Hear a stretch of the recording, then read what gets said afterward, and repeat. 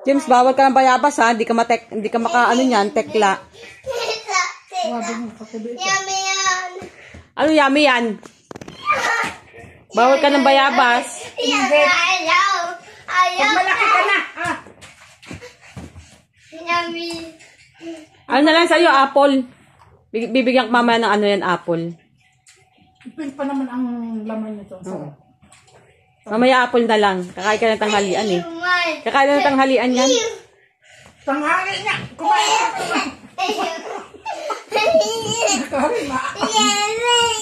James, nasobrahan na sa kakulitan.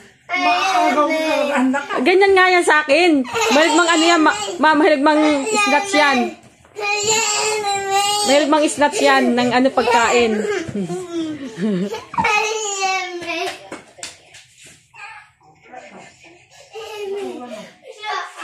James, itigil mo yung parang ang ano